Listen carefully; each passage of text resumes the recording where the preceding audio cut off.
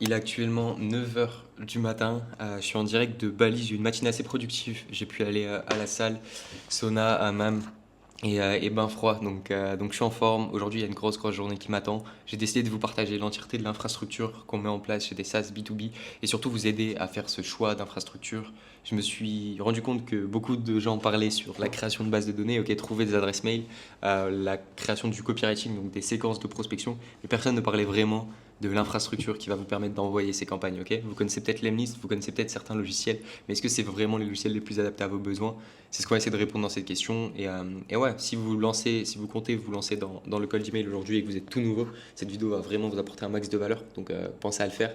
Mais en tout cas, là, je vais juste m'enfermer et juste bosser. Je sais que la journée n'est pas la plus belle aujourd'hui à Bali, il va pleuvoir, donc c'est parfait. Je vais fermer les rideaux et juste bosser. Aujourd'hui, on bosse sur une nouvelle offre de notre côté, sur une offre qu'on met en place dans laquelle justement on met une infrastructure complète de cold email pour des entreprises tech B2B pour que les fondateurs en 7 jours et leurs campagnes qui sont déjà prêtes à être lancées, leur base de données, toute leur infrastructure, bref, tout de A à Z pour qu'ils puissent directement lancer. Donc ouais, je suis en train de bosser sur ça. On est en pleine campagne de recrutement où on cherche justement un gros freelance qui se chargera du copywriting.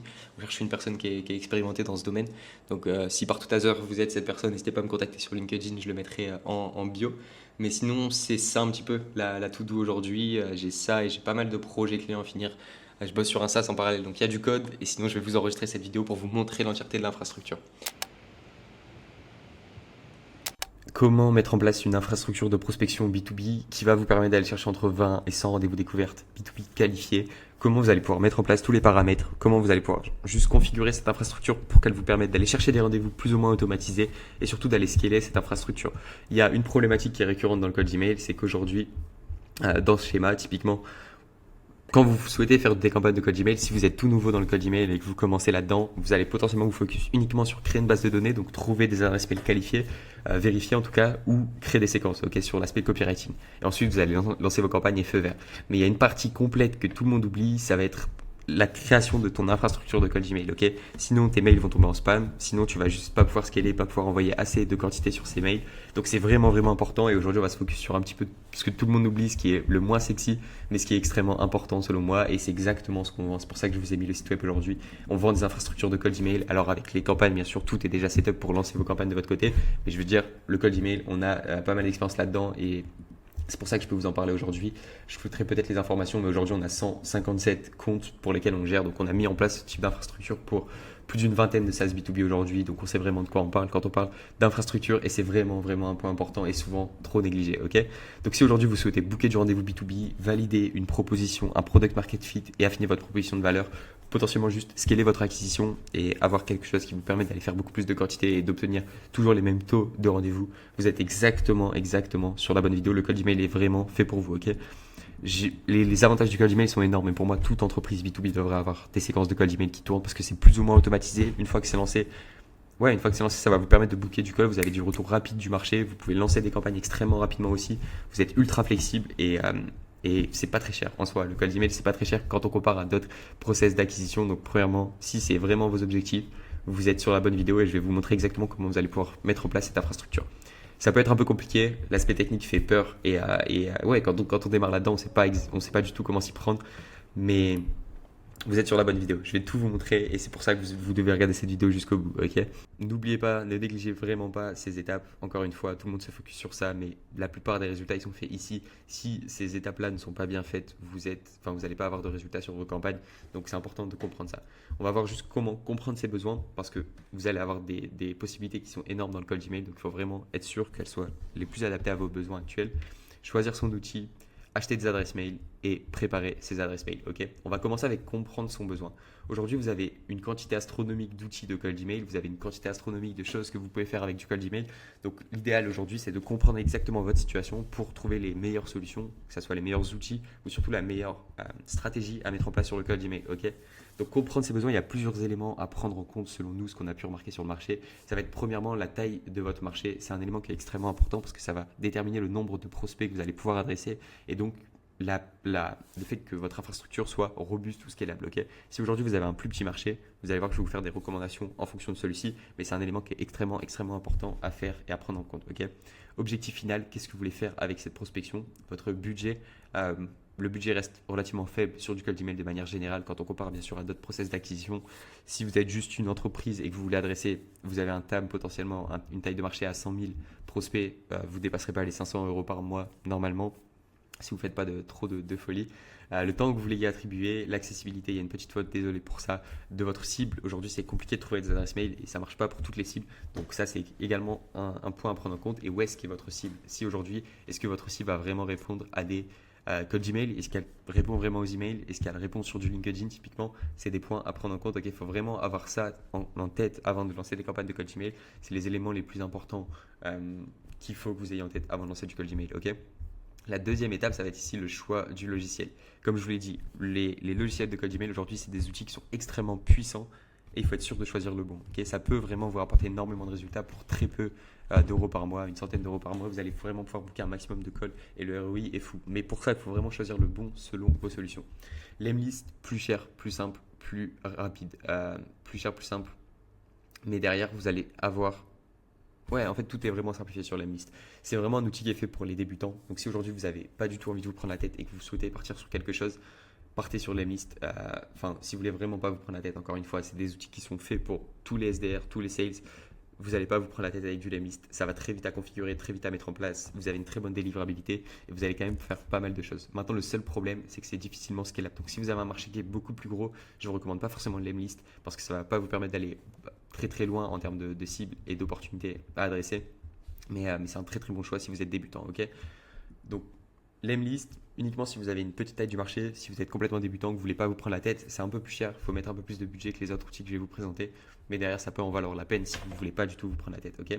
Les deux autres outils, ça c'était vraiment des moteurs en fait à cold email, c'est extrêmement puissant. Smartleads, Instantly. Pourquoi ces deux logiciels? Nous on utilise Smartleads en interne, Instantly est très très bien aussi, mais en fait ça va vous permettre juste de connecter une infinité d'adresses mail, donc vous n'avez pas de limite sur les adresses mail que vous pouvez connecter, là où sur Lemlist, et c'est pour ça que je vous disais que c'était plus pertinent pour des petits marchés, vous allez pouvoir connecter 5 adresses mail uniquement avec ce plan expert et 15 maximum.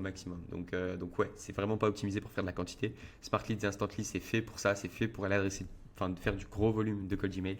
Donc c'est des outils qui sont extrêmement intéressants si vous avez un gros marché, un gros tab. Ok. Un peu plus complexe, attention, délivrabilité, mais c'est plus scalable.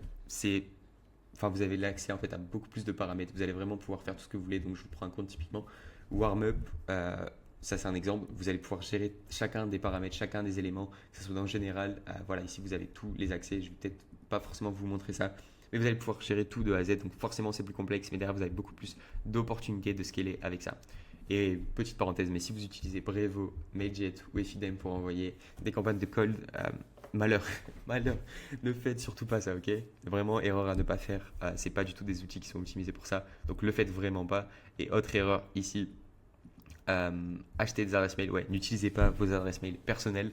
Vos adresses mail pro, n'utilisez absolument pas ces adresses mail pour faire de la prospection. Ça peut vraiment avoir un impact très négatif sur votre délivrabilité aujourd'hui. Donc faites bien attention à ça. Il faut que vous achetiez des nouveaux adresses mail directement pour faire de la prospection, dédié uniquement à la prospection. Ok. Pour ça, différentes options qui se présentent à vous et principalement deux. Vous avez du SMTP. Ok, ça va être des adresses mail qui vont être beaucoup moins chères, mais qui vont être beaucoup plus compliqué à gérer en termes de délivrabilité pour garder une bonne délivrabilité. Donc je vous recommande ça si vous voulez, encore une fois, scale, mais que vous avez déjà une expérience dans le cold email et que vous voulez aller beaucoup plus loin. Derrière, vous avez le Gmail ou le Outlook qui est très très simple, mais un peu plus cher, bien entendu, même beaucoup plus cher quand on compare à du Mailscale. Mailscale, je vous présente un peu l'outil, c'est nos partenaires, donc je peux en faire la promotion sans problème. Mais Mailscale, si vous voulez, ça va vous permettre de connecter des adresses mail et d'acheter ultra rapidement. Là où typiquement ça va vous prendre 1, 2, 3 heures à mettre en place, à connecter vos adresses mail Gmail sur des outils. Avec Mailscale, ça vous prend 5 minutes à tout casser, à acheter les domaines, acheter les adresses mail et à mettre en place. Ok. J'ai un lien d'affiliation, je ne sais pas si je le mettrai dans la description, mais allez voir ça directement, c'est vraiment très intéressant. Mailscale, ça vous permet d'avoir des adresses mail à seulement $1 et derrière, c'est du SNTP, donc la délivrabilité est un peu plus compliquée. Il faut être sûr de pouvoir gérer cette délivrabilité. Si vous n'y connaissez absolument rien et que vous ne voulez pas du tout gérer ça, vous vous en préoccupez pas, ok, allez sur du Gmail ou Outlook, ça va vous coûter encore une fois plus cher, mais derrière, vous allez pouvoir vous fier à 100% à la délivrabilité. Euh, Ça va être optimisé, ça va être plus simple, en tout cas à gérer pour la délivrabilité. Donc ouais, vous pouvez aller vers ça. J'ai pas mal entendu parler de Zapmail, qui est un outil un petit peu à la Mailscale qui vous permet d'acheter beaucoup d'adresses mail en one shot et à des prix qui sont vraiment raisonnables. Donc vous allez pouvoir avoir des adresses mail Gmail pour seulement 3 dollars si vous voulez pas payer Workspace qui est vraiment cher quand on commence à faire de la quantité. Je vous recommande d'aller faire un tour. Ok, j'en ai entendu que du bien. Mais l'achat des adresses mail très très important. Gmail, Outlook, vous configurez le workspace, même si ça va vous prendre du temps. Si vous voulez faire très peu de quantité, typiquement si vous allez sur du Lemlist, vous voulez juste en acheter 5, c'est intéressant. Mais si vous voulez acheter 20 adresses mail, ne perdez pas votre temps à faire ça, allez vers ces solutions-là. Et surtout, si vous voulez acheter bien sûr 20 adresses mail, allez sur du Smart Leads ou du Instantly et pas sur du Lemlist, ok? Dernière étape, et l'un des points les plus importants aussi, c'est préparer les adresses mail. Si aujourd'hui vous achetez des adresses mail de prospection et que vous lancez directement des campagnes avec les adresses mail qui sont neuves, vous allez avoir des problèmes de délivrabilité. Donc, ok, faire bien attention à ça. Préparer les adresses mail, ça s'appelle le warm-up. Ça va vous permettre, typiquement ce que je vous montrais ici, ça va vous permettre d'envoyer des faux mails entre utilisateurs pour dire à Google ou pour dire au serveur pour dire au serveur d'email, ok, cette adresse mail là est une email correcte, c'est 100%, enfin c'est potentiellement un humain derrière, donc faites-le à 100%, vous devez faire du warm-up, ok? Entre 2 semaines et un mois, c'est le temps qui est recommandé. Entre 0 à 30, ne dépassez pas les 30 emails de warm-up par jour. C'est le maximum, vous devez osciller. Vous pouvez même copier-coller chacun de ces paramètres ici. Donc typiquement, total de warm-up 30.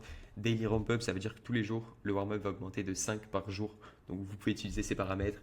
60% de replay rate, on veut vraiment optimiser le taux de réponse pour montrer à Google, ok, on est des vrais humains, on a des réponses. C'est important. Si vous êtes sur du Lemlist, tout va être configuré plus ou moins automatiquement, donc vous n'avez pas forcément à vous en soucier, ok? Voilà pour les éléments les plus importants. Il y a également un point, alors est-ce que je peux y avoir accès ici?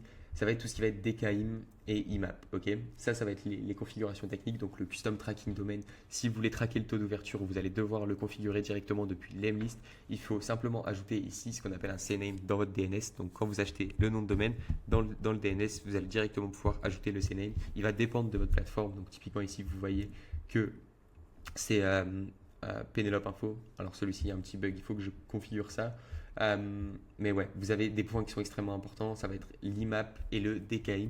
Si vous êtes sur du Lemlist, ça va être extrêmement simple à configurer. Si vous utilisez des solutions comme Mailscale et Zapmail, ça va être plus ou moins automatisé. Aujourd'hui, les solutions font en sorte que ça ne prenne pas énormément de temps. Donc, ouais, pensez bien à régler et à regarder tous ces paramètres-là. On compte le SPF, le DKIM et tout ce qui va être IMAP et SMTP. Ok, vous devez avoir ça. Enfin, les trois en configuré. Encore une fois, si vous êtes sur du Lemlist, il va vous dire automatiquement si c'est connecté ou non. Et si vous connectez directement une boîte Gmail, ça va le faire automatiquement. Donc, normalement, vous n'avez pas trop à vous en soucier, mais vous devez quand même faire attention que ça soit toujours le cas. Sinon, votre mail et la confiance placée en votre adresse mail va être largement réduite. Ok. Je finis sur des tips et des recommandations après avoir construit plus de 20 infrastructures de cold email. Proposition de valeur validée, oui ou non, c'est un point qui est extrêmement important. C'est aujourd'hui, si vous voulez scale votre acquisition et votre cold email surtout, il faut déjà que vous ayez une proposition de valeur validée, bien entendu. Donc si vous avez déjà fait des campagnes et vous savez qu'on a une campagne gagnante, quelque chose qui marche, un message qui marche vraiment par rapport à une cible et que vous voulez scaler, dirigez-vous à 100% vers ce genre d'outil, encore une fois, où là vous allez pouvoir acheter beaucoup plus d'adresses mail et faire de la quantité si vous avez une taille du marché suffisante, bien entendu. Donc vraiment, ouais, pensez bien avant de chercher à scale et faire beaucoup de quantité, à valider une proposition de valeur. Nous, on aide nos clients aujourd'hui à remettre en place cette proposition de valeur. On fait une proof of concept où on va envoyer des messages derrière, voir ce qui marche le mieux. Et ensuite, une fois qu'on a vraiment la proposition de valeur qui marche le mieux, on va pouvoir scale celle-ci avec l'infrastructure qu'on leur met en place. Mais ça, c'est vraiment un point qui est extrêmement important. N'envoyez pas 10 000 emails si vous n'êtes pas du tout sûr de votre proposition de valeur. Vous allez gaspiller des prospects, gaspiller du temps. Et ouais, c'est pas forcément utile. Et la quantité, aujourd'hui, vous devez faire un maximum de quantité. Alors, quantité ne veut pas dire sans qualité, ok? Quantité, ça veut dire que si vous n'envoyez pas entre 5000 emails, si vous n'envoyez pas 5000 emails par séquence, c'est compliqué derrière d'avoir un vrai retour et d'être objectif sur les chiffres. Vous pouvez avoir en dessous de 5000, même, je dirais même en dessous de 10 000 si vous avez la possibilité, une taille de marché qui est assez importante. Mais c'est compliqué d'avoir de croire les chiffres en dessous de ces quantités. Si vous envoyez 1000 emails, c'est trop faible. Si vous envoyez 100 emails, j'en parle pas. Ça va être compliqué de se dire, ok, cette campagne est une gagnante si vous envoyez pas au moins 5000 emails. Ouais, donc faites de la quantité si possible. C'est ce que je recommande enfin, dans tous les cas. Si vous avez une taille du marché assez grande, allez chercher de la quantité mine de rien, parce que vous allez avoir des retours qui sont beaucoup plus rapides en fait sur ça, et vous allez avoir une vision beaucoup plus claire sur ce qui marche et sur ce qui marche pas. Voilà, c'est la fin de cette petite capsule pour l'infrastructure. Si vous avez des questions, je réponds sur LinkedIn constamment.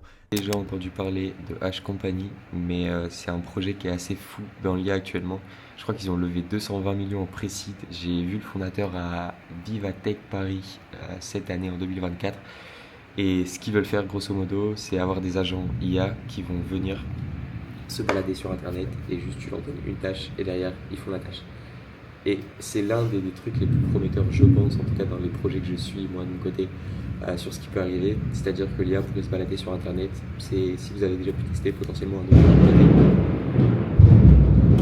ça a commenté énormément de... Mais ouais, si vous avez déjà pu tester, c'est une sorte d'auto-GPT, mais qui se balade automatiquement sur Internet. Il y avait déjà eu des modèles comme ça, mais là, ça a l'air tellement plus puissant. Je vais vous montrer un petit peu, ils ont sorti un schéma qui est assez parlant sur les objectifs de ce modèle. Ils disent qu'il y a 3 étapes. Scaling low, donc actuellement GPT typiquement c'est ici. Computer use, taking action, donc quand l'AI pourra prendre des actions, et l'entière autonomie, c'est ce qu'ils sont en train d'essayer de développer.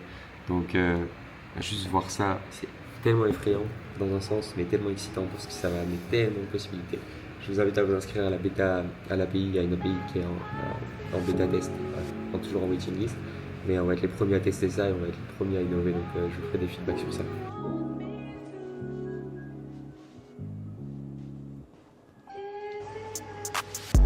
My heart been telling me yes, man been telling me no. Lockdown, I've been inside. Long time I ain't been on my phone. Here we go. When they call, don't answer the phone. I just wanna be on my own. I get up and get in my zone. I can't explain this feeling.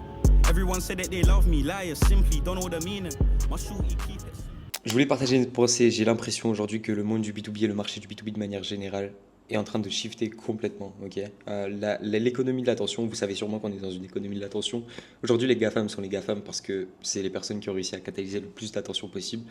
Et ce genre de choses où les personnes créent du contenu, les exemples de personal branding où juste des CEO, des fondateurs montrent et mettent en avant leur brand, que ce soit dans l'entrepreneuriat tech, dans l'entrepreneuriat de manière globale, même dans la vie de tous les jours pour du B2C également.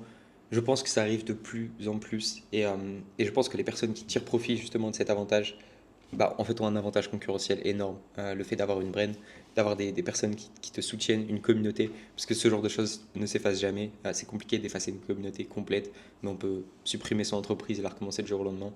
Donc, ouais, je vois vraiment ce shift et je pense que dans les 50 prochaines années, toutes les entreprises du monde devront se mettre à faire du contenu. On est dans la guerre de l'attention, de l'économie de l'attention. C'est qui arrivera à te grappiller le plus de temps aujourd'hui. Et si tu regardes cette vidéo, c'est que j'essaie d'être grappillé du temps, bien entendu. Mais moi, je veux vous partager ma journée d'une manière complètement différente, ok?